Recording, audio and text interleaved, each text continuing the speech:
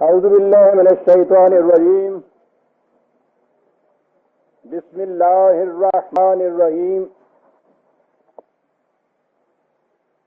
अजीज़ान मान, आज सितंबर 1968 की 8 तारीख है और हम दरसे कुरान करीम के सिलसिला नौ में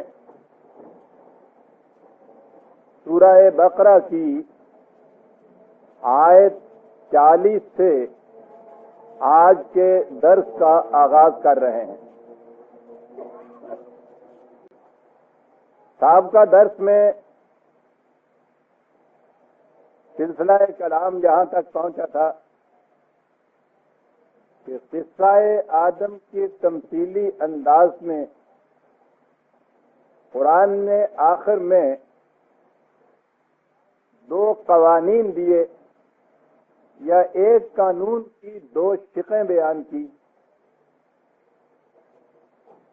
जो बड़ी अहम थी और मैं कहूँगा कि दीन का महसूल थी। और वो ये फ़इम्मायातियन्नकुम मिन्नी हुदन फमन तबिअ हुदाया फला खौफुन अलैहिम वला हुम यहज़नून। जो कौम खुदाई रहनुमाई के मुताबिक जिंदगी बसर करेगी उस पर कोई खौफ और हुज़न नहीं होगा। वल्लज़ीना कफ़रू व कज़्ज़बू बिआयातिना उलाइका अस्हाबुन नार हुम फ़ीहा खालिदून। और जो कौम इन कवानीन खुदाबंदी की खिलाफ वर्जी करेगी तो उसकी उम्मीदों की खेती झुलस जाएगी, वो तबाही के अज़ाब में महफूज होगी और ये अज़ाब उस वक्त तक मुसल्लत रहेगा जब तक वो कवानीन खुदाबंदी के ताबे अपने आप को नहीं ले आती। ये 2 अटल कानून बताए और यही है वो महवर के जिनके गिर्द दीन की सारे नजरियात गर्दिश करते हैं। इत्तिबाए कवानीन खुदाबंदी का नतीजा इस जिंदगी की खुशहालियां, सरफराजियां और अगली जिंदगी की शौदाबियां और शराबियां और इन कवानीन की खिलाफ वर्जी से तबाही और बर्बादी का अज़ाब। ये हुए 2 असूल। कुरान का अंदाज ये है कि वो जब कोई मुसल्लमा बयान करता है, कोई असूल पेश करता है, कोई गैर मुतबद्दल कानून देता है तो उसकी सदाकत के लिए तारीखी शवाहिद पेश करता है और सबसे ज्यादा काबिले एतमाद मासूस शक्ल में किसी असूल या मुसल्लमा की सदाकत के लिए तारीखी शवाहद से ज्यादा बेहतर काबिले एतबार शहादत कोई और हो नहीं सकती। आमतौर पर तारीख के मुतल्लिक तो ये समझा जाता है कि ये वाक़यात की तारीख होती है या रिकॉर्ड होता है, क्रॉनिकल्स का रिकॉर्ड होता है। फलां साल में ये हुआ, फलां जमाने में फलां बादशाह तख्त पे बैठा, उसकी फलां फौज से लड़ाई हुई, उसको शिकस्त हो गई, उसको फतह हो गई, उस सल्तनत ने इसमें इतनी सदियों तक हुकूमत की, फिर दूसरी कौम आ गई, उसने ये किया।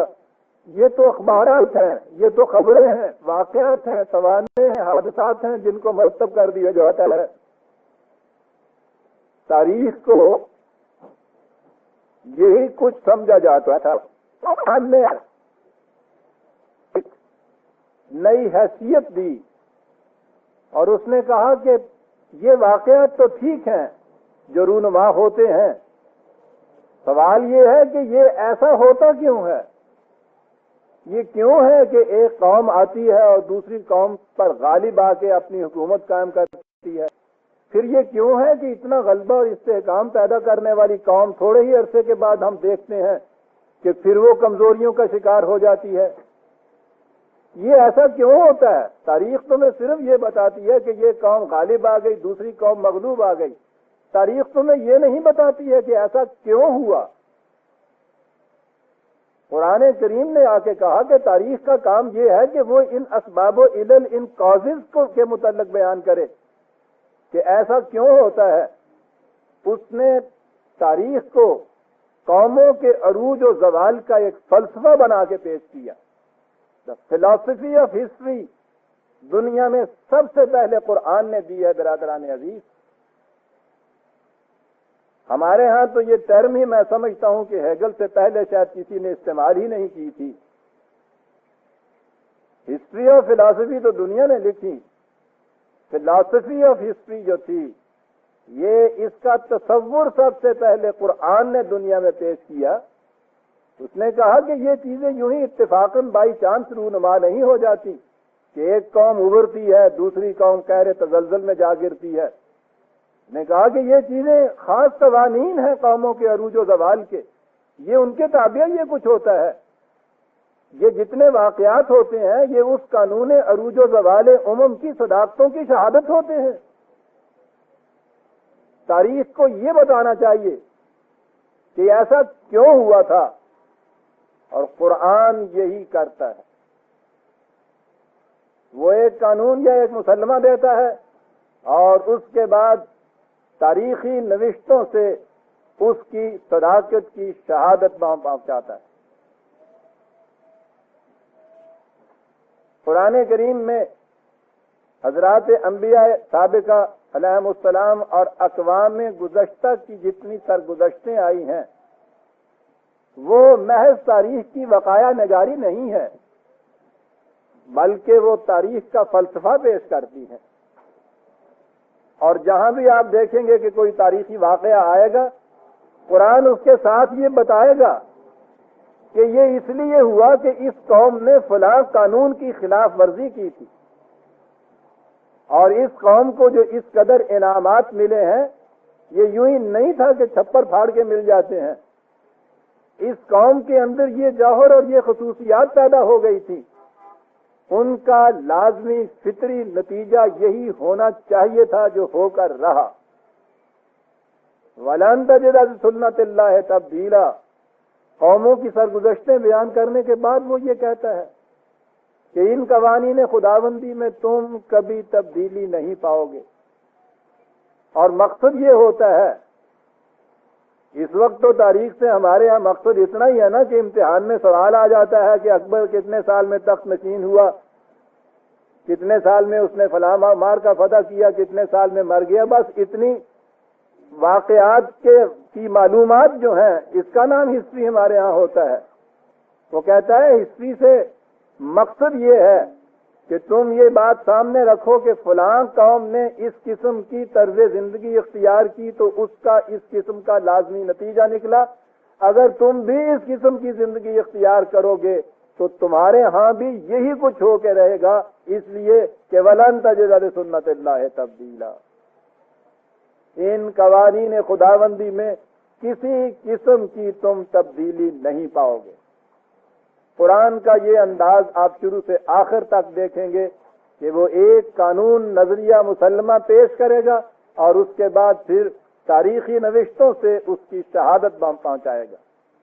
यहाँ उसने ये असूल पेश किया कि जो कौम इन गैर मुतबद्दल अक़दार खुदाबंदी का इत्तिबा करेगी उसको इस दुनिया के अंदर नोमाए खुदाबंदी मिलेंगी, सरफराजियां और इज्जत की जिंदगी मिलेगी। और जो कौम इसकी खिलाफ वर्जी करेगी वो तबाही और बर्बादी के अजाब में मुब्तला हो जाएगी। ये कहने के बाद आप देखिए फौरन अगली आयत में उसने तारीख को अपनी शहादत में पेश किया, या बनी इसराइल लस्करू नेमत अल्लाह। आप देखते हैं कि किस कदर गहरा रब्त होता है कुरान के अंदर। बज़ाहिर यूं नजर आता है कि किस्सा आदम शुरू हुआ जन्नत में, वहां से निकाले गए, ये बात चली आ रही थी, उसके बाद साहब बनी इसराइल की बात शुरू हो गई। आप देखते हैं कि किस कदर ये गहरा रब्त है इन चीजों के अंदर। और कुरान के रब्त की तो कैफियत ये है, अब आपने तो एक दफा कुरान का दर्स खत्म कर लिया है, आपने देखा था कि अलहम से वन्नास तक किस तरह ये किताब एक मरबूत सिलसिले के साथ चली जा रही है, इसमें कहीं इनकता नहीं है किसी किस्म का भी। ये है रब्त बाहमी, शहादत पेश कर रहा है कुरान अब तारीख के नविश्तों। शहादत में बनी इसराइल की कौम को वो सबसे नुमाया तौर पर सामने लाया है। एक तो इसलिए भी कि कुरान की अव्वली मुखातिब कौम जो थी वो बनी इसराइल की इस तारीख से खुद भी वाकिफ थी। ये इन्हीं में से थे।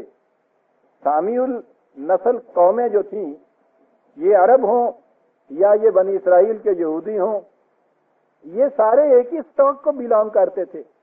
फिर ये रहने वाले भी एक ही करीबन इलाके थे। इनका आना जाना आपस में मिलना जुलना था।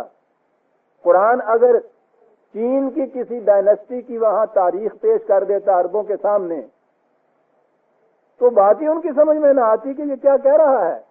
पहले उनको चीन की सारी कहानी सुनानी पड़ती, और फिर भी सुने हुए वाकयात से तो वो बातें नहीं ज़हन में इस तरह आती जैसे कुरान ने ये कहा है कि देखो जाकर तुम कौम लूत की बस्तियों को, तुम सुबह शाम उनके खंडरात से गुजरते हो, अपनी आंखों से देखते हो कि उनके इतने इतने बड़े महल्लात और किले किस तरह से ईंट और पत्थर का ढेर बन के रह गए। सुबह शाम तुम उन बस्तियों से गुजरते हो, तो उसे शहादत में पेश ही इन चीजों को करना चाहिए था। ये वजह है कि कुरान के अंदर जितनी तारीखी शहादतें पेश हुई हैं वो उन्हीं इलाकों से मुतल्लिक थी, उन्हीं अकवाम से मुतल्लिक थी, उन्हीं अंबिया से मुतल्लिक थी जिनसे अरब की अव्वली मुखातिब कौम अच्छी तरह से वाकिफ और आशना थी।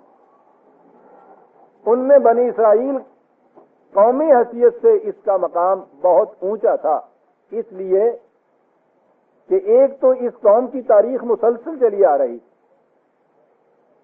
हजरत याकूब अलैहिस्सलाम, उनसे ये निस्बत शुरू होती है। दर हकीकत तो ये सारा स्टॉक हजरत इब्राहिम अलैहिस्सलाम से चलता है ना, लेकिन बनी इसराइल, इसराइल का जो नाम था ये हजरत याकूब अलैहिस्सलाम का लक़ब था। उनकी औलाद से आगे ये जो सिलसिला चला है, तो आपको मालूम है कि हजरत यूसुफ अलैहिस्सलाम अपने वालिदैन को और भाइयों को मिस्र ले गए थे कि वहां वो इज्जत की आबरूमंदाना जिंदगी बसर करें। ये वहीं सेटल हो गए थे। ये कौम, ये हिस्सा जो था, सिर्फ ये पूरी की पूरी कौम नहीं बल्कि उनका ये खानदान वहां सेटल हो गया। एक अरसा के बाद वहां ये कौम बन गए, आजादी की जिंदगी बसर की। फिर ये वहीं वहां के बादशाहों के, वहां की कौम के, वहां के फरायना के माकूम हो गए। ये इनकी माकूमी की जिल्लत का इंतहाई जमाना था जब इनमें साहिब ज़र्ब करीम हजरत मूसा अलैहिस्सलाम पैदा हुए। फिरौन की गुलामी से इनको नजात दिलाई, फलस्तीन के मैदानों में ले जाकर इनको आज़ादी की फ़ज़ाए बसीत में सांस लेने के मौक़े वहां पहुंचाए। वहां इनकी हुकूमत कायम हुई, तमक्कुन हुआ, शौकत सुलेमानी, सतवत दाऊदी इनको नसीब हुई। फिर उसके बाद ये जिल्लतों की पस्तियों में गिरे, ऐसे गिरे कि इनका मरकज भी खत्म हो गया, इनकी कौमी हैसियत खत्म हो गई। द वॉन्डरिंग ज्यू दुनिया के अंदर मारे मारे फिर रहे हैं। ये कैफियत इस कौम पे हुई। ये कैफियत थी उस दौर में जब कुरान नाज़िल हुआ है। तो उस जमाने में इतनी सदियों तक मुसलसल दास्तान जो किसी कौम की सामने आ सकती थी वो बनी इसराइल ही की हो सकती थी। और इनका मेल मिलाप अरब से और अहले मक्का से इतना ज्यादा था कि ये मक्के और मदीने में तो ये आधी आबादियां इनकी थी।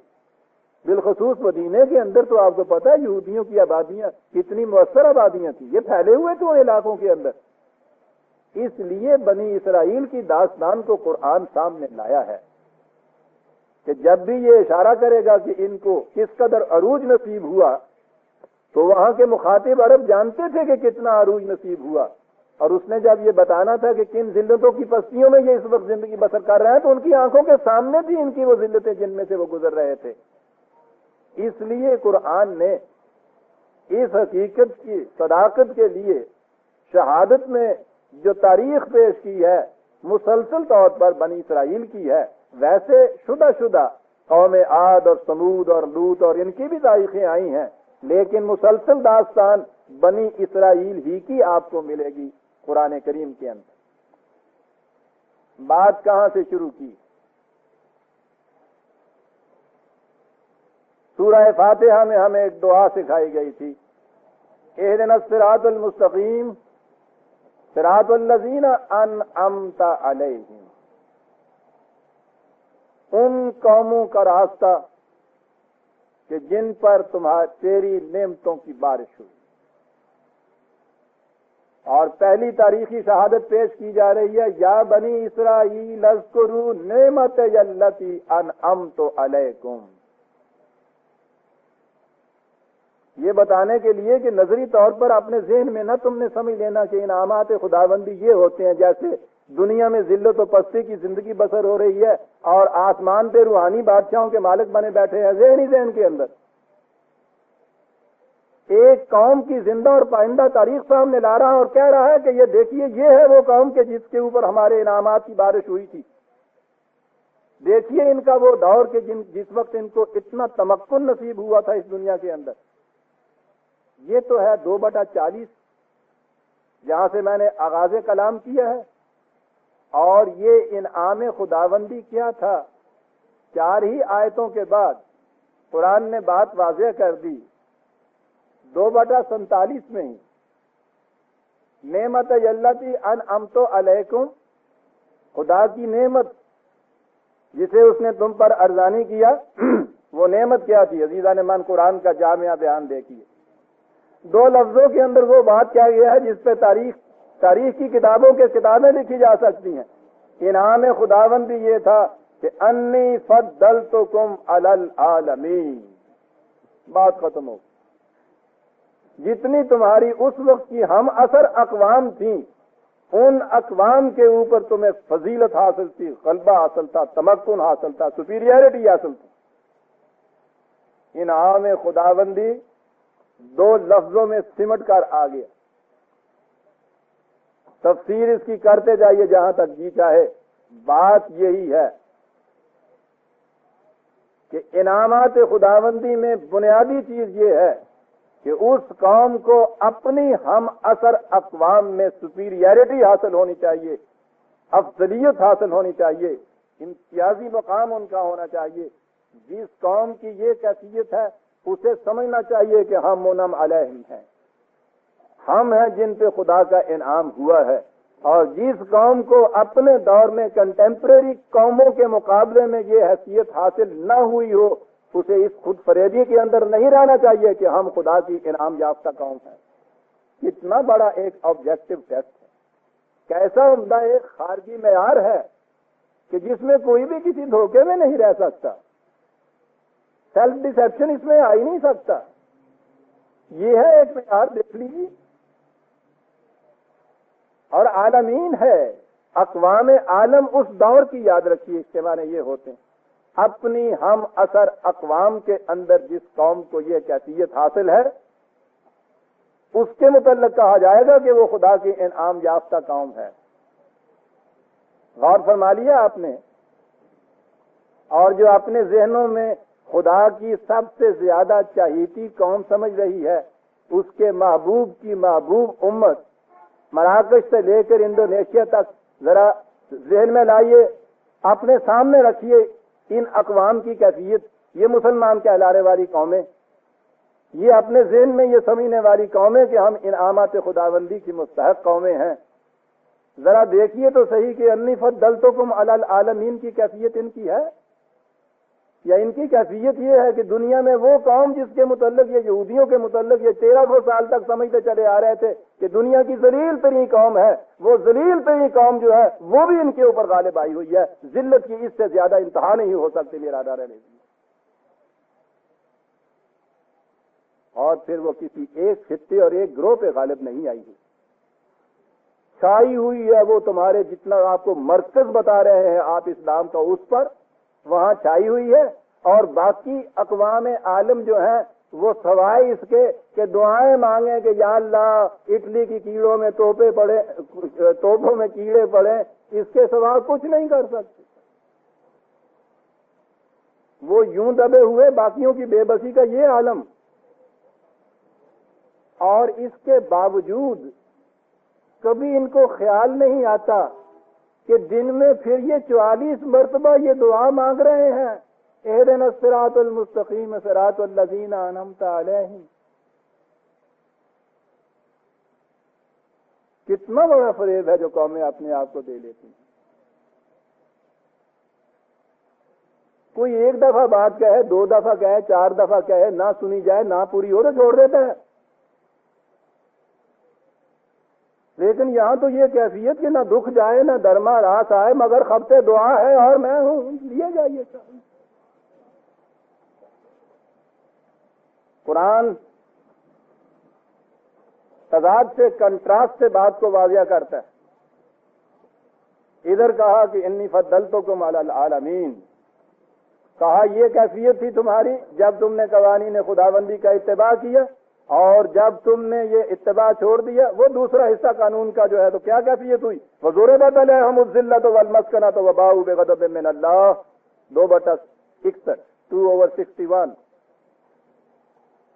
इत्तिबा किया तो ये कैफियत, फद्दलतुकुम अलल आलमीन, उन कवानीन को छोड़ा तो ये कैफियत कि जिल्लत और मस्कनत की मार तुम पर मारी गई, खुदा के गजब के अंदर खुदा का गजब भी यहां साबित हो गया क्या होता है।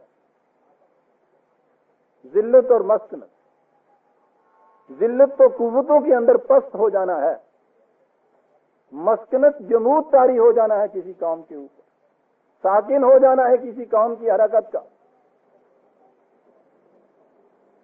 ये कैफियत तारी हो गई तुम्हारे ऊपर।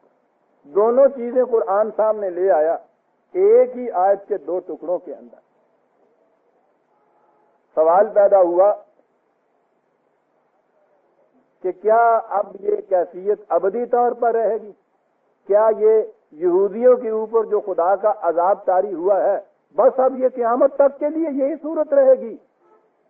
वैसे तो इस पर हमने अपने यहाँ, मैंने तलू इस्लाम में बड़ी तफसील से ये लिखा था कि ये 2 मुसलमानों के जहन के अंदर एक खुद फरेबी समाई हुई है कि साहब बस क़यामत तक के लिए वो यहूदियों की हुकूमत कायम नहीं हो सकती है, खुदा ने ये कह दिया। बिल्कुल गलत है, कुरान की तालीम के खिलाफ है, ये सूरत नहीं है। लेकिन बहरहाल मैं इस तफसील में तो आगे चल के आऊंगा, जहां इनकी ये दास्तान आएगी कि इसके बाद मुस्तकबिल इनका क्या होगा।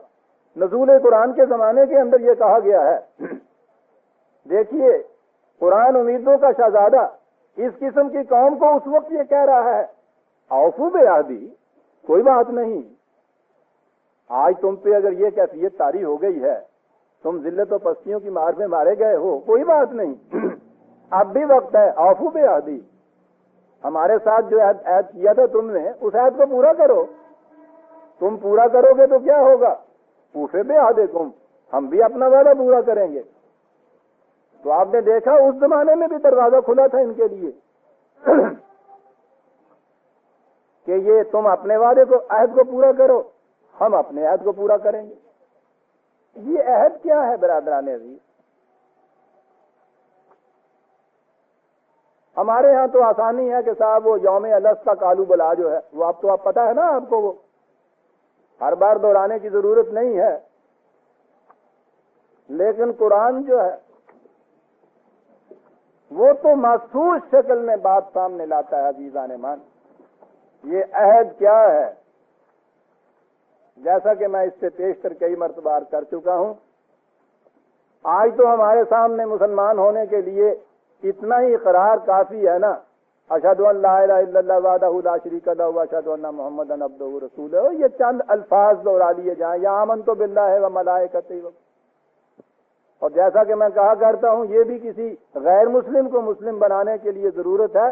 जो हम लोग मुसलमानों के घरों में पैदा हो गए हैं, हमारे लिए इतनी जरूरत भी नहीं है कि उम्र भर में कभी इसका भी इकरार करें। लेकिन बात मुसलमान होने के लिए इतनी नहीं है, बात एक अहद की है जो यहाँ कहा गया है। और वो अहद क्या है? इन्नल्लाह अश्तरा मिनल मुमिनीना अनफुसहुम व अमवालहुम बिअन्ना लहुमुल जन्नह, 9/111। एक वादे पे दस्तखत करने पड़ते हैं मुसलमान होने के लिए, और वादा ये है कि मैंने अपना जान और माल दोनों बेच दिए खुदा के हाथ में, सुन रहे हैं अजीजान मन?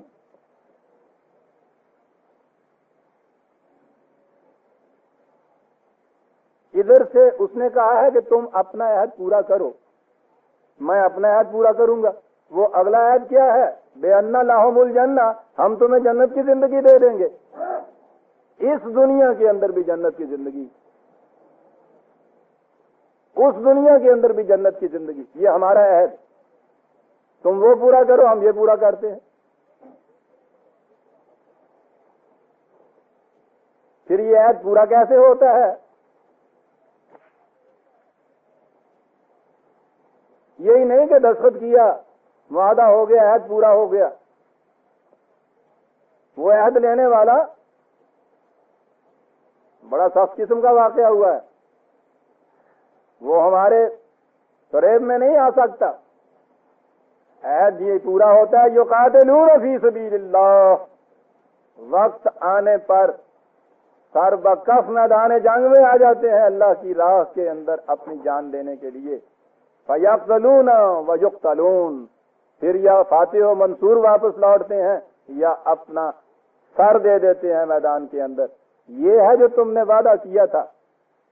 कहा जाएगा तो ये चीज तो मुसलमानों से कही गई है, और मैंने अभी ये कहा है कि ये बात बनी इसराइल से कही जा रही है कि तुम अपने इस अहद को पूरा करो।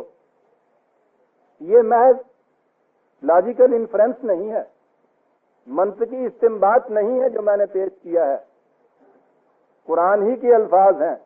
वादन अलैहि हक्कन फित तौरात वल इंजील वल कुरान।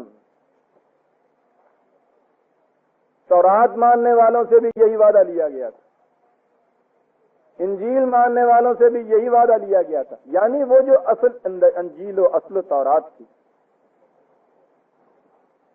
तो इससे ये नजर आया कि ये कोई नई बात नहीं जो हमसे ली जा रही है। यहां भी किसी को मुस्लिम बनाना था, बनाना मैं कह रहा हूं, जहां किसी ने अपने आप को मुस्लिम करार देना था, वो पहले दिन का नबी हो, पहले दौर का नबी हो या नबी आखिरुल ज़मान हो, कुरान तौरात और इंजील और कुरान तीनों को यहां ले आया है कि हर अहद में ये चीज थी, हर नबी के साथ ये चीज थी, हर उम्मत के साथ ये चीज थी। यही वादा था जो हम हर एक से लेते थे। तो क्या कहा इनसे? 9/111 इसका जी रेफरेंस। औफू बेअहदी ऊफे बेअहदिकुम, ये था जो तुमसे वादा लिया गया था, तुमने दस्तखत किए थे इस मुआहदे के ऊपर, इसे पूरा करो, हम अपना वादा पूरा करेंगे। यही चीज जिल्लत और मस्कत में फंसी हुई कौम यहूद से कहा गया था, यही चीज आज हमसे कही जा रही है। कमेटियां बैठती हैं, कमीशन बैठते हैं, इंक्वायरियां हो रही हैं साहब कि हमें हुआ क्या है, इसका इलाज क्या है। वही चीज जो उसने कही है, वो कहता तारीख से पूछो हुआ क्या है, इलाज इसका कुरान से पूछो। औफू बेअहदी ऊफे बेअहदिकुम। और अगली चीज फिर बताई नफ्सियाती कहती है, कहा कि तुम इस अहद को क्यों नहीं पूरा करते, ना माल को तुम इस तरह से खुला रखते हो कि वो हमारी राह में जरूरतमंदों के काम आए, न सर को हथेलियों पे रखते हो कि तुम्हारे इस निजाम के रास्ते में खड़े होने वाली मज़ाहमत को दूर किया जाए। तुम क्यों नहीं ऐसा करते? कहा तुम्हारे सीने के अंदर डर है, डर है कि माल चला जाएगा तो क्या होगा, और सबसे बड़ा डर तो ये कि जान चली जाएगी तो क्या होगा। कहता ये जो खारिज के डर हैं, ये हैं जो तुम्हें इस अहद के ऊपर आने नहीं देते, और उसका एक ही इलाज है कि किसी और का डर अपने अंदर न रखो। व या फरहबून। यहां ये सवाल पैदा होगा, अगर इसका माने यही किए जाए कि मुझसे ही डरो, तो नफ्सियाती तौर पर डर तो फिर भी आ गया, फियर कॉम्प्लेक्स तो फिर भी पैदा हो गया, और फियर कॉम्प्लेक्स से तो आप जानते हैं पर्सनैलिटी क्रैश हो जाती है। इंसानी जात को कुचलने के लिए सबसे ज्यादा खतरनाक चीज जो है फियर कॉम्प्लेक्स। जब तक इंसान वहां है जहां फियर होता है, तो फिर ये जो चीज है फियर, खौफ, खुदा ही का क्यों होना, फियर तो है ना। कुरान ये नहीं सिखाता बिरादरान अजीज। ये जो हमारे यहाँ आम तौर पर बहुत बड़ी बुजुर्गी की निशानी बताई जाती है, ईमान की निशानी, खौफ खुदा। खौफ से किसी से कुछ काम कराना कंपल्शन का इंतहा है, ये इकरा और जबरदस्ती का इंतहा है। किसी से इस तरह से कोई काम कराना, ये नेकी होगी? डर से कुछ कराया जाए। यहां अगर हम किसी तरह से भी डर से किसी से कोई काम कराते हैं, न करने वाले की हम नेकी कहते हैं, हेल्पलेसनेस कहते हैं, बेबसी कहते हैं, बेचारगी कहते हैं, कमजोरी कहते हैं बेचारे की। कोई क्रेडिटेबल चीज तो नहीं होती। और कराने वाला जो होता है उसके मुताबिक जो तसव्वुर होता है वो तो हमारे सामने है।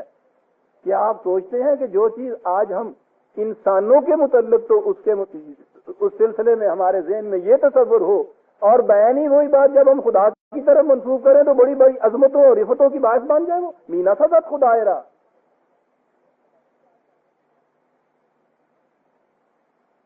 Whatever is degrading to man is equally degrading to God.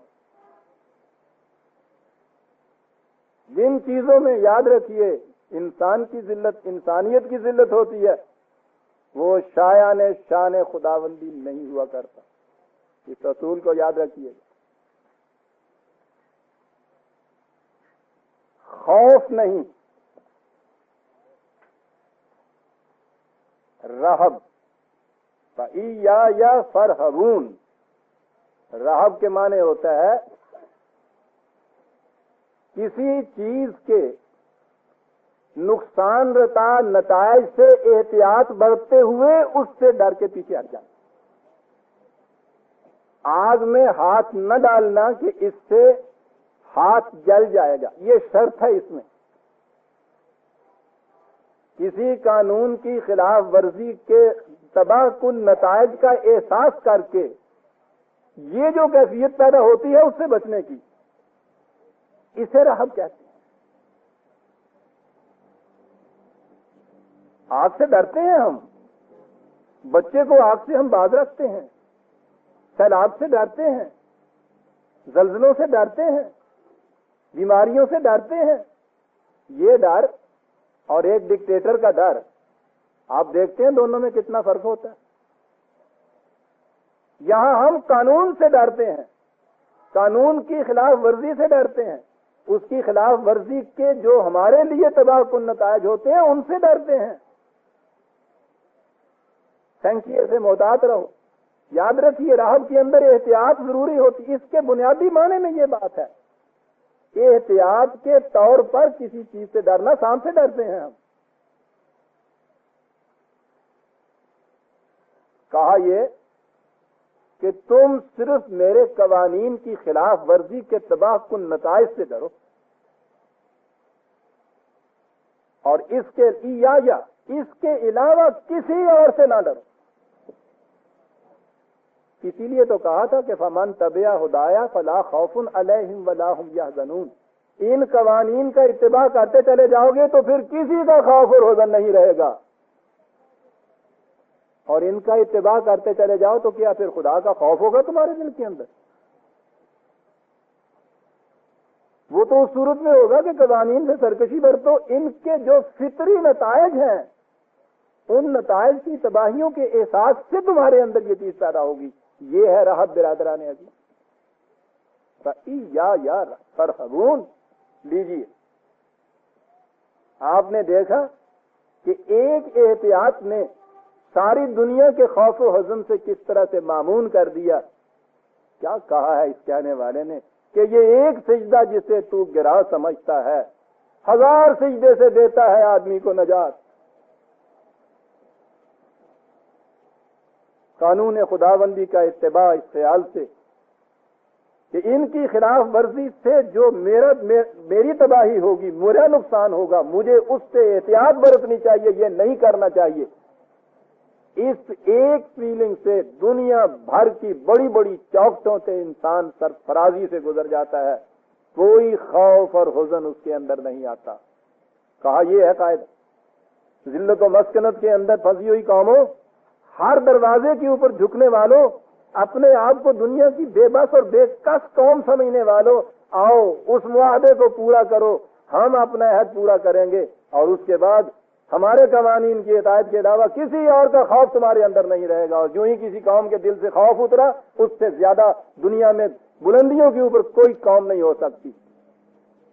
उसके कुव्वते बाजू का कोई अंदाजा कर सकता है? जिस कौम ने खौफ न रहे, देखा था ना 3 साल पेशतर हमने मजाहरा इनका कि जिनके दिल में खौफ नहीं रहा था, वादा की सरहदों के ऊपर सरो सामान में कमी, तादाद में इतनी किल्लत, हालात इतने नामसाद, दुश्मन सर के ऊपर चढ़ गया आके। क्या एक चीज थी वो? खौफ नहीं रहा था। खौफ तो जो निकल जाता है वो तो पूछो नहीं, बकरी शेर को ढा लेती है, खौफ निकल जाता है तो।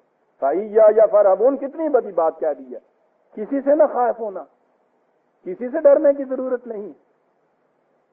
2 ही तो जज्बे होते हैं बिरादरान अजीज, जिससे कोर दब की है आदमी। जल्बे मनफत, दफे मजर्रत, लालच, इससे मुझे ये मिलेगा, डर ये इतना नुकसान पहुंचा देगा। 2 ही जज्बे हैं दुनिया के अंदर, अपने मकाम से गिर जाने के काबिल। और कुरान करीम ने बताया कि हमारे बंदों की कैफियत ये है कि यदऊनना रगबम व रहबा। जल्बे मनफत हो, किसी से फायदा उठाने की सूरत हो तो, कहीं से इस किस्म के डर की सूरत हो तो, दोनों हालतों में वो हमारे कानून की तरफ रुख करते हैं। 21/90, 21/90।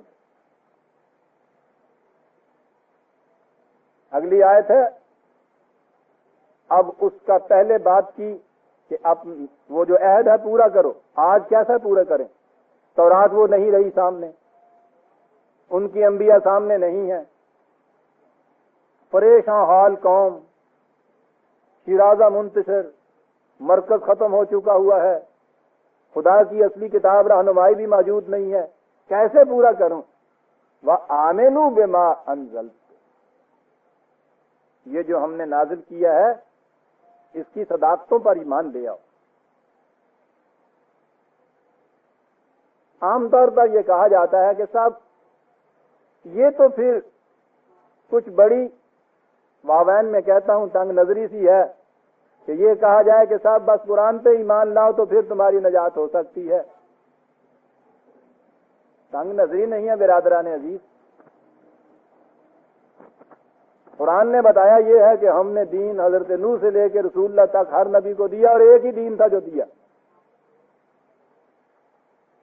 लेकिन दुनिया की किसी कौम के पास खुदा की तरफ से ये दिया हुआ दीन अपनी असली शक्ल में बाकी नहीं रहा। दावा बिला दलील नहीं है। आज इस आसमान के नीचे तमाम मज़ाहिब आलम में से कोई मजहब ऐसा नहीं है जो ये दावा करता हो या इसकी शहादत बाम पहुंचा सकता हो कि उनके पास जो मज़ूमा आसमानी किताब है वो हरफन वही है जो उनके रसूल को मिली थी। तारीखी एतराफात इनके देखने हो तो वो मेरी किताब आसमानी किताबें जो हैं उसमें देखिए। दीन की तरफ दावत दे रहा है, उन्हें बता रहा है कि तुम्हारे पास वो नहीं रहा, कह रहा है कि कोई नई चीज मैं नहीं लाया, ये वही दीन है जो तुम्हें दिया गया था, तुम्हारे पास नहीं रहा। तो इसकी तरफ दावत देने के माने ये नहीं है कि कोई अपनी चीज हमारी है जिसे हम बेच रहे हैं। हम ये कह रहे हैं कि साथ देखियो पाप तुम्हारी अपना भांडा सलाउंदी है, ये बात नहीं। ये अपना और पराया भांडा ही नहीं है, ये उसी खुदा की तरफ से मिला हुआ एक दीन है, तमाम नौ इंसानी के लिए है। इसे एक्सेप्ट कर लो, वह अहदनामा पूरा हो जाएगा। और इसकी खसूसियत क्या बताई? मुसद्दिक़न लिमा मअकुम, इसके माने किए जाते हैं जो कुछ तुम्हारे पास है ये उसकी तस्दीक करता है। तो बात तो मुतजाद हो गई। जो इस वक्त है तुम्हारे पास, ये अगर उसकी तस्दीक कर रहा है तो फिर इसको क्यों मानना? ये तो उसकी तस्दीक करता है, उसे तुम मान ही रहे हो, फिर ये नई दावत का है जी। ये एक दूसरी चीज है, एक दूसरी गलत निगही है कि कुरान इन मौजूदा अंजील और तौरात की तस्दीक करता है कि ये सच्ची किताबें हैं। आगे आप चल के देखेंगे कदम कदम पे ये कह रहा है कुरान कि उनमें तारीफ हो चुकी है, तब्दीली हो चुकी है, वो बाकी नहीं रही। तुम्हारे पास जो कुछ तुम पेश करते हो खुदा का कह के खुदा का नहीं है। एक तरफ कुरान ये कहे, दूसरी तरफ ये कहे कि जो कुछ तुम्हारे पास है मैं उसकी तस्दीक करता हूं। इतनी सोचिए। मुसद्दक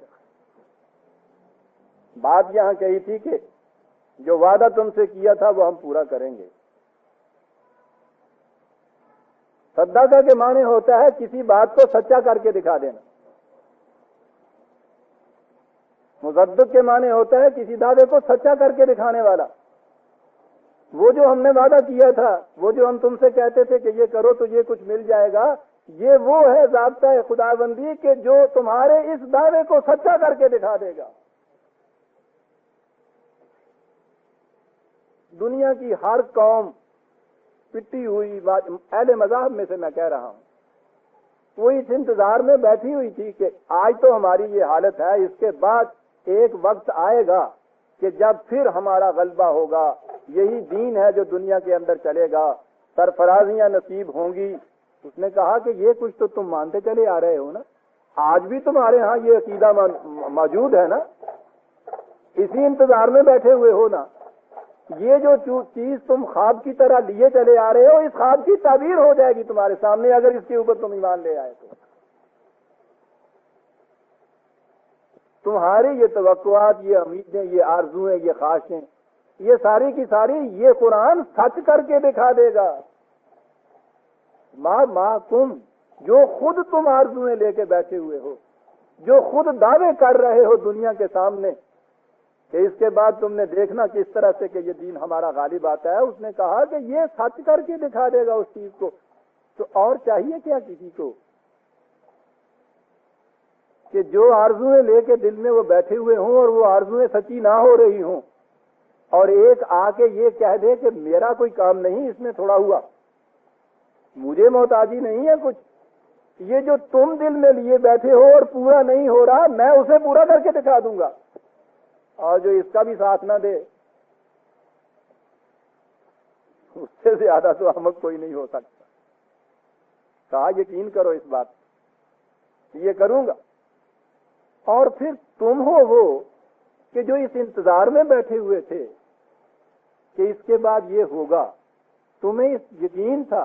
मैं ये कह रहा हूं कि इसके जरिए से होगा, तो इसलिए वला तो कूनू अव्वला काफिरन बिही। अरे ये लोग तो इससे इनकार करें कि जिनको इसका ना यकीन, ना उम्मीद, ना कोई आरज़ूएं लेके बैठे हुए हैं, तुम ये सब कुछ करते हुए तुम्हें तो सबसे पहले इससे इनकार नहीं कर देना चाहिए। क्या बात है ये। अक्ल दानिश का तकाजा तो ये था कि इस किस्म की आवाज आती तो सबसे पहले तुम लपक के उसकी तरफ बढ़ते। अरे ये क्या दानिश व बीनिश है कि तुम ही सबसे पहले इसका इनकार करते। इनकार क्यों करते हो? बस आ गई दुखती हुई रग। यही होता चला आया है, यही होता चला आ रहा, आज भी यही हो रहा है अजीजान मन। आज भी आपकी कौम हर तरफ से ये आवाज उठती है, कुरान की तरफ आ जाओ, खुदा की तरफ आ जाओ, दीन की तरफ आ जाओ, ये संवरेगा, वो बनेगा, बैक टू कुरान। सारे नारे बुलंद हो रहे हैं, कोई नहीं आता, कोई नहीं आने देता। कौन है ये नहीं आने देते? दो लफ्जों में बात बता दी, वला तश्तरू बिआयाति समनन कलीला। ये जो तुमने मजहब को प्रोफेशन बना रखा है, अपना मजहब को जो पेशा बना रखा है, कमाई का जरिया बना रखा है, ये चीज नहीं तुम्हें आने देती इस तरफ।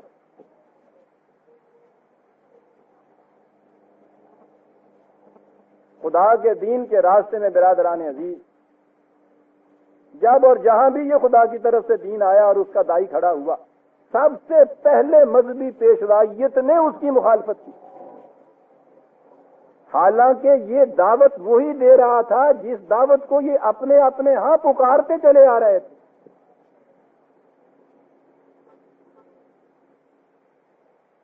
पुकारना क्या था?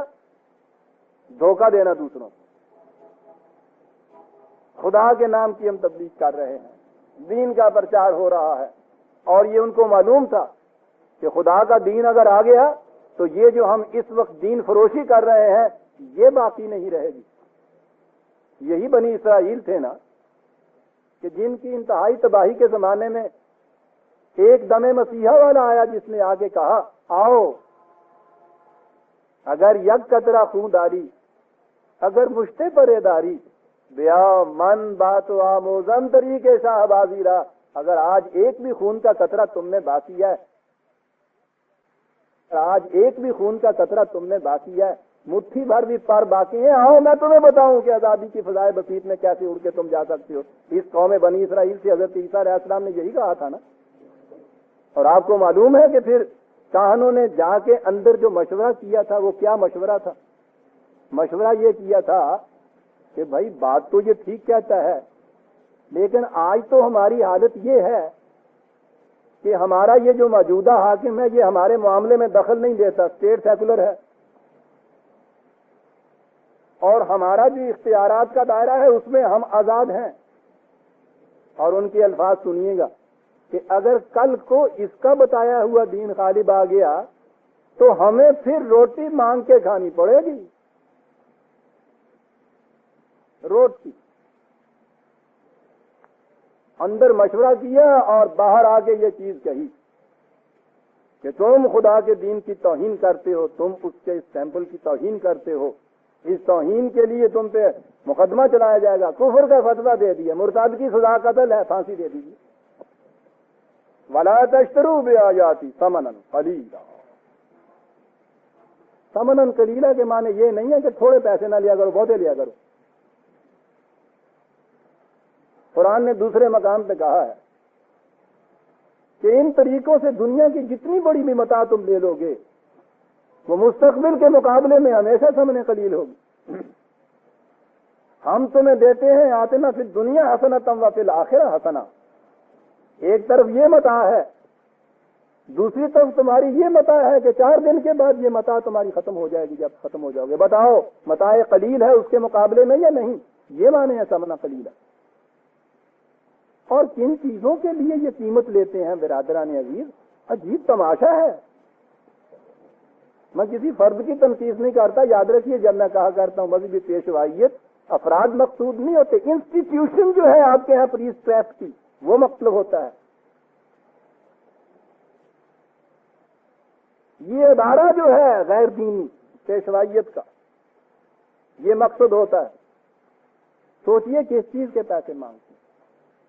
नमाज का वक्त हो गया, नमाजी जमा, मुसलमानों ने वहां नमाज पढ़नी है, उनमें एक शख्स मुसलमान नमाज पढ़ने के लिए आता है, उसकी इज्जत करते हैं कि साहब आप जरा आगे बढ़ जाइए, उसने अपनी नमाज पढ़नी है बाकियों की तरह। ये इनसे ज्यादा इज्जत के मुकाम पे खड़े होकर अपनी नमाज पढ़ता है, नमाज पढ़ने के बाद कहता है सुटो पैसे। वो कोई सादा काम करना है ऐसा? बिरादरान सोचने की बात है, क्या तुमने ये नमाज नहीं पढ़नी थी? तुमने हमारी खातिर कोई और 2-4 रकतें ज्यादा पढ़ी हैं जिन्हें पैसे मंगन लिया है? तो हमने भी पढ़ी, तुमने भी पढ़ी, अपनी नमाज थी जो तुमने पढ़ी, क्या लगा नहीं सुनता?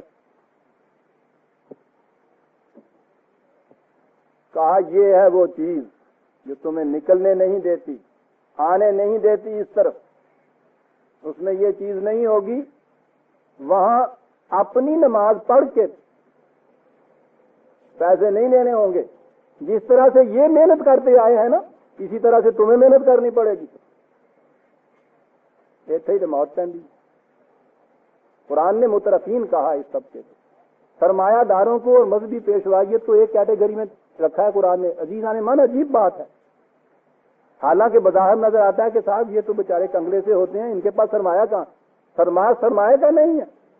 कोई शख्स जो खुद मेहनत नहीं करता, दूसरे की मेहनत की हुई में से लेके अपने आप अपनी परवरिश करता है, वो मुतरफीन में दाखिला, वो सरमायादार है।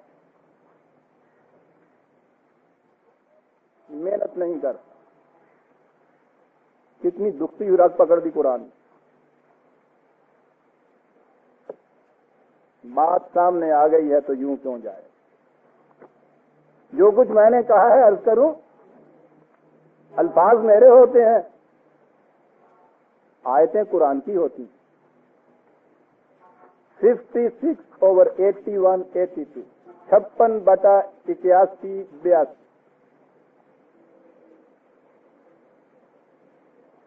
कहा कि ये कुरान बड़ी अजीब चीज पीछे से, इन्नहु लकुरानुन करीमुन फी किताबिन मकनूनिन ला यमस्सुहु इल्लल मुतहहरून तंजीलुम मिन रब्बिल आलमीन। आहा, कहा अफा बिहाज़िल हदीस अंतुम मुदहिनून। अरे सोचो तो सही, तो इस किस्म की ये किताब और उससे फिसलते हो तुम। सोचो तो सर, देखिए कंट्रास्ट, कितनी बाज़मत किताब गिनाई गई है और इससे फिसलते हो। आगे है बात, वतजअलूना रिज़्क़कुम अन्नकुम तुकज़्ज़िबून, और इसकी तकज़ीब इसलिए करते हो कि 4 रोटियां मिल जाए तुमको। आहा,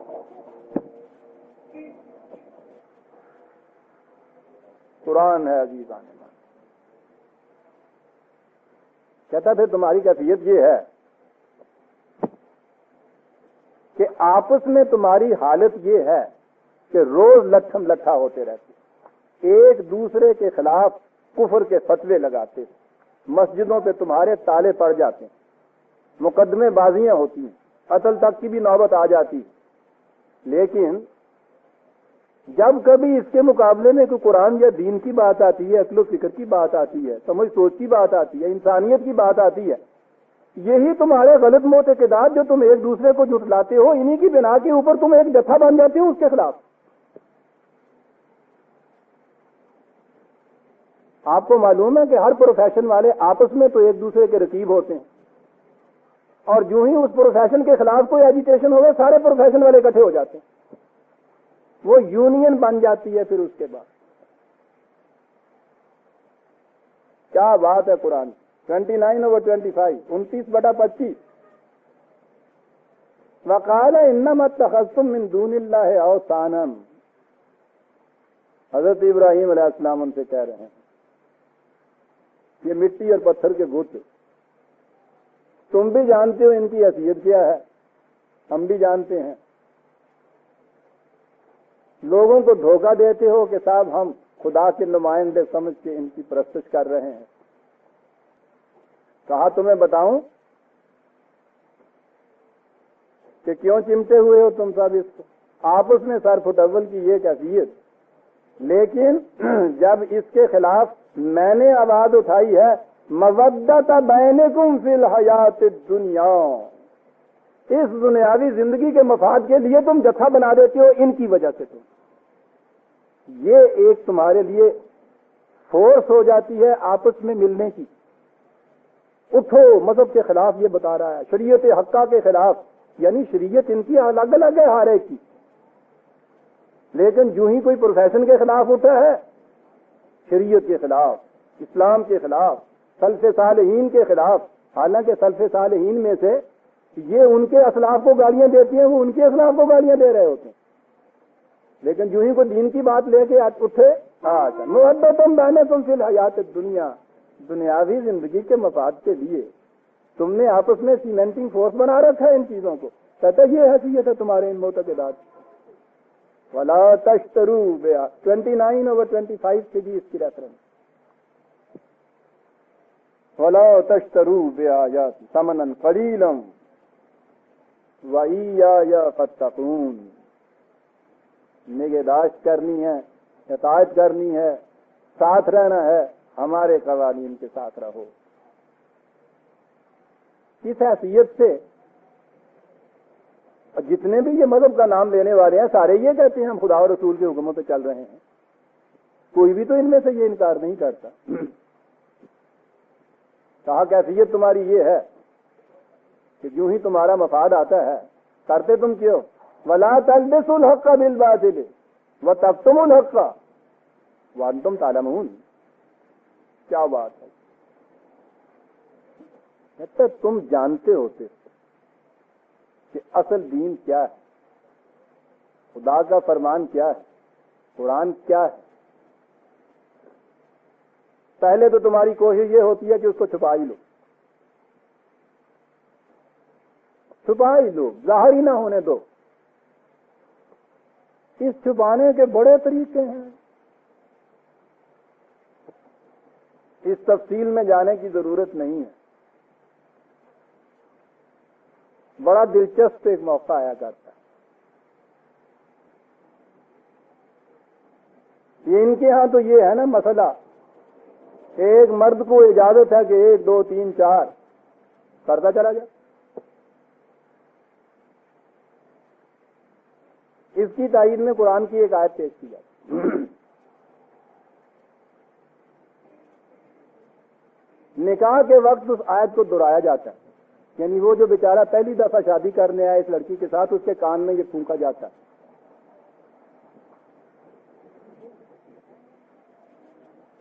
निकाह नामे के फार्म के ऊपर कुरान की एक आयत लिखी हुई होती है। मैं सिर्फ एक छोटी सी मिसाल इस वक्त दे रहा हूं, कितमाने हकीकत। कुरान की आयत है, सूरह निसा के शुरू में आप देखेंगे, निकाल के देख लीजिए। व इन खिफ्तुम अल्लाह तुक़्सितू फिल यतामा, अगर तुम वो औरतें कि जिनके लिए शादी का सामान नहीं, बेवा हों, बड़ी लड़कियां हों, बच्चे उनके साथ रह जाएं, माशरे में ये कैफियत पैदा हो जाए कि उनके मसले का कोई मुनसिफाना हल कहीं ना मिलता हो। वह इन शर्तिया जुमला, इफ जब ये सूरत हो, अगर ये सूरत हो, ये जरा सी अरबी नहीं उर्दू जानने वाला भी जानता है कि ये शर्तिया जुमला होता है, उसके बाद होता है तो फिर तुम ये करो। अगर ऐसी सिचुएशन कहीं अराइज हो जाए कौम में, तो फिर इस मसले के हल के लिए इसकी इजाजत दी जाती है कि स्टेट अगर ये समझे तो ये इजाजत दे दे कि इन बेकसों बेबसों लासहारा को घरों के अंदर यूं आबाद कर। बहरहाल ये बात तो जब आएगी आयत उस वक्त मैं अर्ज करूंगा। मैं कह ये रहा था कि आयत है पूरी ये, वाइन खिफ्तुम अल्लाह तुक़्सितू फिल यतामा फन्किहू मा ताबा लकुम मिनन निसाए। आगे जो है 3 और 4, आप हैरान होंगे कि निकाह नामे के फार्म के ऊपर जो लिखा हुआ होता है, ये पहला टुकड़ा आ जाएगा इन खिफ्तुम, ये नहीं होता। फन्किहू मा ताबा लकुम यहां से शुरू होती है, यानी जुमला शर्तिया के अंदर वो शर्त वाला फिक्रा नहीं, जज़ा से शुरू होती है। अब मैं कहता हूँ तारीर इबारत के एतबार से भी आप देखिए, कोई लड़का 8वीं जमात का ये लिखा है, अगर इतना तो से फिक्रा शुरू करते तो सारा काट दे, मास्टर 0 नंबर दे। कह रहे तो तुमने शुरू किया, अगर पहले कहेगा तो आएगा ना, नहीं जी। आप हैरान होंगे कि ये जो आयत निकाह के वक्त पढ़ते हैं वो भी यहां से शुरू करते हैं, फन्किहू मा ताबा लकुम मिनन निसा, लिखी हुई होती है फन्किहू मा ताबा लकुम मिनन निसा। व इन खिफ्तुम अल्लाह तुक़्सितू कितमाने हकीकत, तो भाई डालो इसको। और ये तो छोटी सी बात कही, आपको क्या बताऊं क्या क्या आयतें छुपाई हुई हैं साहब। और अगर इस तरह से कहीं छुपती नहीं है, कोई आई जाता है कि ये तो है, ला तल्बिसुल हक़्क़ बिल बातिल, इल्तिबास से हक़ को बातिल कर दिया जाता है। क्या लफ्ज़ है ये इल्तिबास, अरबी जुबान है। इख्तलात भी एक लफ्ज़ था। इख्तलात खलत कहते हैं उस वक्त जैसे मसलन ऊंटों में भेड़ें शामिल हो जाएं, वो भी मिल जाती हैं, तो वो तो 1 सेकंड में आप उनको अलग कर सकते हैं ना। इल्तिबास होता है जैसे दूध में पानी मिल जाता है, यूं मिलाया हूं। कुरान बिल्कुल ठीक है साहब। अजी फिर साहब कुरान की आयत तो ये कहती है कि जी वो मिसलोहू माहू, एक और भी चीज है कुरान की मिसल कुरान के साथ। अभी मैंने उस दिन ये अर्ज किया था कि कुरान कहता है कि अगर तुम इस दावे में सच्चे हो कि खुदा की किताब नहीं है तो इसकी मिसल लाओ। हमारे यहाँ ये अकीदा है मिसलोहू माहू, अब आया वो मिसलहू मा, कुरान की आयत ऊपर तबर्रकन, सारी तफसीर उसकी जितनी भी है सारी जनाब पहले रवायात से, और पहलों ने जो रवायत से तफसीर देखी फिर उसके बाद उस तफसीर। आज किसी शख्स से इनके यहां जाकर आप कोई मसला दरियाफ्त कर लीजिए, कुरान की कोई आयत सनद के अंदर नहीं पेश की जाएगी। फिका में यूं आया है, असलाफ की तफसीरों में ये फरमाया गया है, रवायात में ये लिखा है, भाई कुरान की आयत के सरीहन खिलाफ जा रहा है के साथ पहली चीज तो ये कि साहब ये भी तो कुरान जानते थे और तुमसे तो बेहतर ही जानते होंगे ना। भाई कुरान कहता है कि पहले वसीयत पूरी करो मरने वाले की, फिर ये तकसीम करो तरके। तुम कहते हो कि वसीयत जायज ही नहीं है वारसों के हक में और वो 3 से 1 तिहाई से ज्यादा नहीं है, कुरान की आयत के खिलाफ जाती है। कहता जी एक रवायत आई है कि जिसमें कहा है, क्या कहा है, ये आयत मनसूख हो गई थी, चल न रहे बांस न बजे बांसुरी। और सारा उसके बाद आपके यहाँ कानून शरीयत, आपकी तफसीरें, आपके यहाँ के जवाब, सारा इल्तिबा से हक तो बात। कुरान की आयत बीच में आती है, उसके सुनने वाले ये उसके सुनते हैं कि साहब आपने वाकई उन्होंने की कुरान हदीस से आज बड़े मसले बयान किए, उसमें कुछ कुरान का नहीं होता। इल्तिबास क्या लफ्ज़ कुरान लाया है, वला तलबिसुल हक्का बिल बातिल वला तक्तुमुल हक्का। यहां कौन है जिनसे ये कहा जा रहा है? ये अगले टुकड़े ने बात वाज़ेह कर दी। एक तो अवाम है ना बैठे हुए बेचारे सुन रहे हैं, उनको नहीं पता होता। वांतुमुल तालमून, तुम तो जानते हो ना कि कुरान क्या कहता है इसमें और तुम क्या इनको बता रहे हो। वअंतुमुल तालमून। इसी के साथ ही ये 42वीं आयत है बिरादरान अजीज, 44वीं आयत भी साथ ही मिला लीजिए। और फिर कैफियत ये कि अतामरून अन्नास बिलबिर्र व तनसौना अनफुसकुम। मेंबर पे खड़े हुए तुम्हारा बात सुनो तो सारी तलकीन इनको किए चले जा रही हो, सारे वाज इनके लिए है और तुम्हारी अपनी जिंदगी जो है उसके ऊपर इनका इतलाक ही नहीं होता।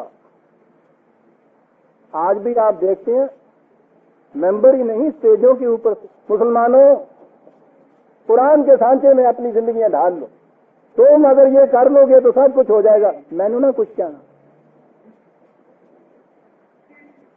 तुम कुरान के सांचे में अपने आप को डालो, कुरान की तरफ आओ, अखलाक अपने बुलंद करो, ये खराबी है उसको छोड़ो, ये ऐब है इसको छोड़ो, तुम छोड़ो और उसके साथ हमें भी छोड़ दो, ये भी छोड़ो। अतामरून अन्नास बिलबिर्र, अवाम अन्नास कहा है यहाँ, अजीब बात, अवाम से तो ये तलकीन की जा रही है तनसौना अनफुसकुम, अपने आप को पसे पुष्ट रखा जाता है। नसिया के माने भुलाना ही नहीं होता, पसे पुष्ट डाल देना होता है। और उसके बाद कहा है कि ये कुछ क्यों हो रहा है, जज्बात हैं जिनकी रूह से ये कर रहे, मफाद परस्ती के जज्बात। आप देखिए किस चीज को कुरान ने जहां अपील किया है उनके, अफला ताक़िलून, और दीन नहीं तो अकल से ही काम लो और कुछ नहीं। क्या किसी की अकल ये किसी को सिखाती है कि दूसरे से ये कहे कि भाई आगे ना जाना, पानी डूबू है और आप चला जा रहा हो? वो कहता है इसमें कोई दीन का, शरीयत का, कोई वही का, किसी रसूल का, किसी जिब्रील का ये सवाल ही नहीं जितना ऊंचा जाके तुम कहो।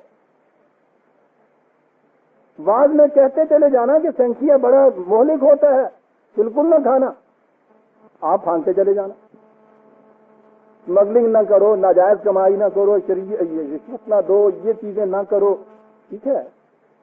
वो कहता है इसके बाद कहने के बाद ये जो कुछ सब कुछ तुम करो, छोड़ो कि खुदा क्या कहता है, रसूल क्या कहता है, दीन क्या कहता है। वो कहता है अकल से पूछो कि अगर ये चीजें वाकई इतनी बुरी थी जैसी तुम उनसे कह रहे थे, तो तुम जो करते हो तो अब ये बुरी नहीं रही। अफला ताक़िलून। क्या बात है विजात, करो क्या? दे दिया प्रोग्राम कुरान ने वही जो पहले ही सफ़े में जो दिया था। करने की बात कहा इतनी सी है, अकीमुस सलात व आतुज़ ज़कात। यहाँ ये कहा, एक ही आयत के बाद फिर मिला लीजिए 745वीं आयत में, कहा तुम्हारी हालत बड़ी बेबसी की है, कसमपुरसी की है, बेचारगी की है, कोई तुम्हारा वाली वारिस नहीं, कोई मददगार तुम्हारा नहीं है। पुकार रहे हो दूसरों को मदद के लिए, कभी इस आस्ताने पे जाते हो मदद के लिए, कभी उस आस्ताने पे सर झुकाते हो मदद के लिए, तो इधर जो जा रहे हो जिल्लत और खारियों में, वस्तईनु बिस्सब्र वस्सलाह। आओ तुम्हें हम बताएं मदद कहाँ से मिलेगी। तो ये बाहर की मदद के पीछे जो जा रहे हो, भरोसा क्या है? अपने अंदर निज़ाम खुदाबंदी कायम करो और इस्तिकामत से उसके ऊपर जान जाओ, यहां से मदद मिलेगी तुम्हें।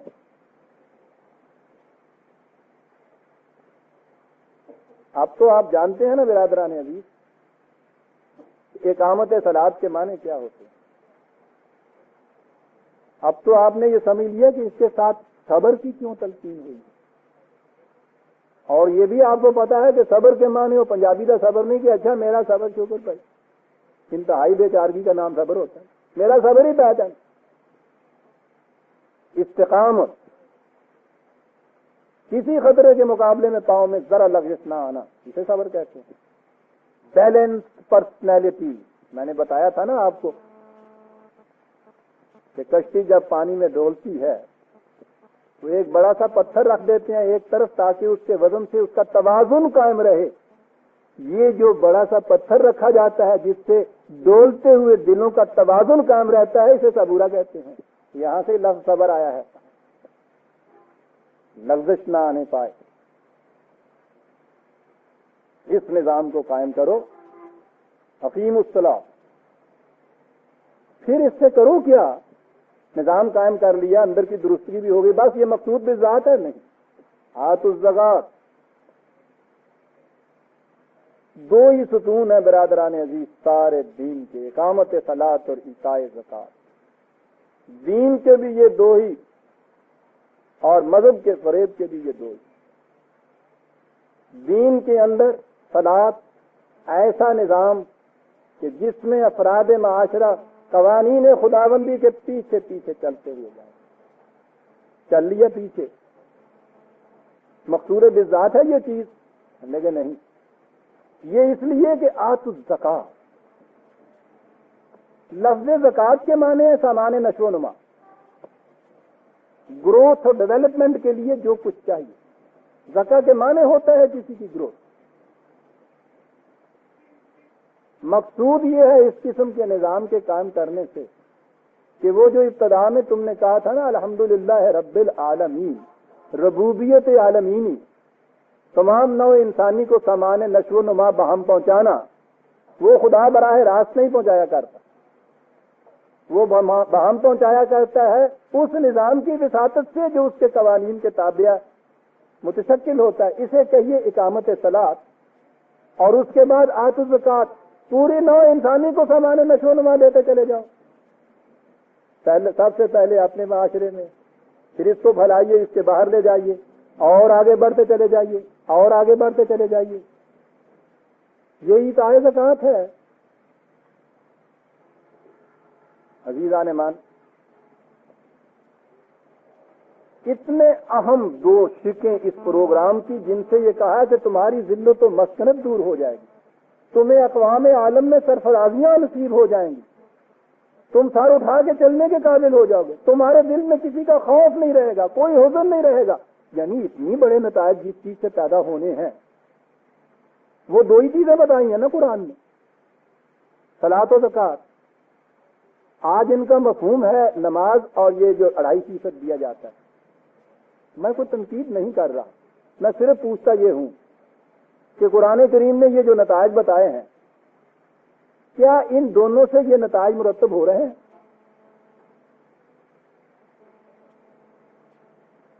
सोचने का मुकाम है कि फिर इसके बाद दो ही बातें आएगी। कि या तो माअज़ल्लाह ये जो कुरान ने कहा था कि इसका ये नतीजा निकलेगा, ये बात दुरुस्त गलत कही माअज़ल्लाह, ये तो कोई भी नहीं तस्लीम करे। तो दूसरी बात ये होगी ना कि जिस चीज का नाम हमने सलातो ज़कात रखा है ये वो नहीं है।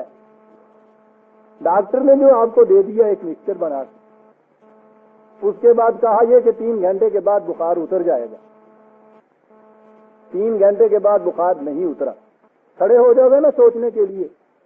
कोई तो ये कहेगा कि नहीं हो डॉक्टर ये हो जाएगा, तो ये टली मार देना पैसे खत्म वास्ते भी 3 घंटे के बाद बुखार उतर जाएगा। यानी डॉक्टर की हज़ाकत के मुताल्लिक या तो आपको ये फैसला करना होगा कि वो डॉक्टर ठीक नहीं, किसी और के पास जाओ, और या ये चीज होगी बंद कर दीजिए।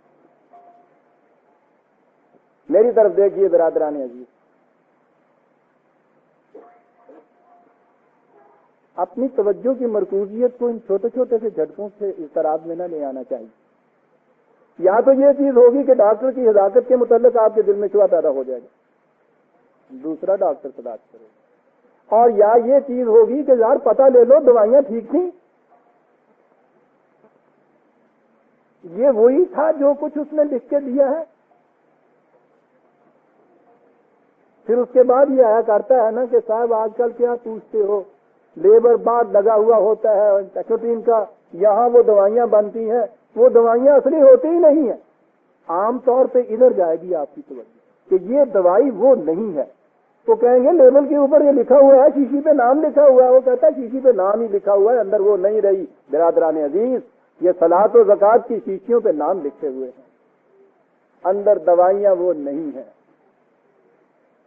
मैंने कहा कि मैं तनकीस नहीं कर रहा, लॉजिकल कंक्लूजन है, मंतकी नतीजा है कि अगर ये चीज ये नहीं पैदा कर रही तो या तो मानिए वो जो धड़ल्ले से कह दिया था, इकबाल ने सवाल किया था अफगानी से आसमानों के ऊपर, जब जावेद नामे में कहा है कि ये सारा कुछ जो है ये नहीं पैदा हो रहा, मुझे बता या मुसलमान मुर्द या कुरान मुर्द, बता दोनों में से कौन सी बात है। बड़ा धड़ल्ले का सवाल है, करना चाहिए। बाहर की कौमें ये सवाल कर रही हैं। जब भी आप ये कहते हैं कि इस्लाम तो ये वही है जो खुदा ने दिया था, और उसके बाद वो कहते हैं कि हालत तुम्हारी फिर ये है, तो फिर इस्लाम में इसकी सलाहियत है नहीं कि तुम्हें जिंदा कौमों के साथ में खड़ा कर दे, लामाअल्लाह वो इसी नतीजे पे पहुंचेंगे। बात ये है अजीजान मान, शीशी भी वही है, लेबल भी वही है, नाम भी वही है, दवाइयां जो है मेड इन पाकिस्तान है।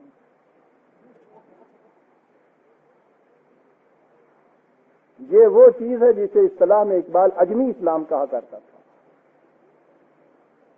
इस्लाम का लेबल बना हुआ अजम में, खाए चले जाइए फांके चले जाइए, वो कुनीन ही नहीं है, बुखार उतरेगा कैसे, लिखा हुआ है कुनीन। अजीजान मान, ये चीज हमारे साथ से हो जाएगी। बात तो लंबी हो जाएगी और वक्त है निकल गया, लेकिन मैं चूंकि सलात के मुतल्लिक पहले कह चुका हुआ हूं कि ये एक इज्तिमाई निज़ाम है, इनफरादी चीज नहीं। ये एक निज़ाम है जिसमें पूरा माशरा खुदा के कवानीन के पीछे चलेगा। सलात हर सांस में सलात है, मस्जिद के अंदर भी सलात है, मस्जिद के बाहर भी सलात है, जिंदगी के हर सांस में सलात है। बाकी रही ज़कात, इस वक्त तो ये है ना कि बेहद्दो निहायत आप दौलत जमा करते चले जाइए, कोई उस पर पाबंदी नहीं है। और उसके बाद साल के बाद उसमें से 2.5% निकाल के, और उसमें से भी अगर आप तशरीह में जाएं तो इन कारखानों में से नहीं निकालनी पड़ती। अब मजदूर बेचारा जिन्हें टोकरी ढो के चूड़ी वास्ते कोई 52 रुपये की टूंबा बनाइया होंगी ना, ये 52 रुपए की चांदी की जेवर पे, उस पे लाओ 2.5%। आपको पता है कि ये चांदी तो 52 तोले जो है उसके ऊपर ज़कात होती है। छोटा सा फर्क देखिए गरीब और सरमाएदार में, सोना जो है 7 तोले होना चाहिए, यानी ये 52 तोले 40, 100, 100 रुपए की हो गई, गरीबों के पास होती है। सोना 7 ही तोले अगर ले लिया जाए तो वो भी कम से कम आप बता दीजिए, मैंने तो कभी ना बेचा ना खरीदा। देखा आपने? और आगे बढ़ते चले जाइए, इनकम टैक्स तो बढ़ता चला जाता है ना, ये घटती चली जाती है। कितना दे दीजिए, किसे दे दीजिए? खुदा को दे दीजिए। भैया टैक्स है नहीं, वो कैसर का है, वो हुकूमत के खजाने में जाएगा। ये साल खुदा को देना है, ट्रेजरी की तरफ से तो चालान मिलता है, वहां जाके जमा करना पड़ता है। ये किसे दे दीजिए कि जी डाखाना जो बैठा हुआ है सानू दे दिए, अभी पहुंचा देंगे। तो जो पैसे देते सन तो पहुंच गया जी। किस तरह कि जी वो कबूलियत हो गई है बारगाह खुदावंदी में। तो पोस्ट मास्टर भी चिट्ठी सानू पूछता है भी दस्तखत विखाओ दे जिन्होंने दे के आए मनी आदत। ये मामले अल्लाह नाल होए तो दस्तखत जाता फिरता। अजीज आने मान, सोचिए कि क्या हो रहा है आपके साथ। वो कह रहा है कि इससे इस्तानत तलब कर, वो कह रहा है इस जिल्लत तो मस्करत में से निकलना है तो कीमत सलाता आतुल ज़कात। ये आपके यहाँ न देने वालों को छोड़िए, नमाजें पढ़ने वाले, ज़कात देने वाले अब भी करोड़ों की तादाद में है। वो ये जिल्लत तो मस्करत रोज बढ़ती चली जा रही है आपके यहाँ। आपको पता है कुरान ने क्या कहा? ये सलात और ये ज़कात इस वक्त तो आपके यहाँ की ये सूरत है ना, हिंदुस्तान का मुसलमान सेकुलर हुकूमत का माकूम नमाज भी पढ़ता है, ज़कात भी देता है। अंग्रेजों की माकूमी में हम नमाज भी पढ़ते थे, ज़कात भी देते थे। अब भी दुनिया की किसी ममलकत के अंदर भी अगर दारियों की, एथीस्ट की हुकूमत है, वो भी ये कहते हैं इजाजत है। रूस भी ये कहता है कि हमारे यहाँ साहब नमाजों की भी इजाजत है, ज़कात भी देते चले जाए, बिगड़ता क्या है? इन्होंने पलियों ही कुछ जानता है ना। यानी ये चीज वो है कि जिसके लिए जरूरत ही नहीं है कि आपकी अपनी हुकूमत हो तो आप ये करें। सुनिए कुरान क्या कहता है इसी ज़कात के मुताल्लिक। अल्लाह जीना इम्मक्कन्नाहुम फिल अर्दे 22/41, 22 और 41। अल्लाह, गौर से सुनिएगा बिरादरान अज़ीज़, मसला हल हो जाएगा एक आयत में।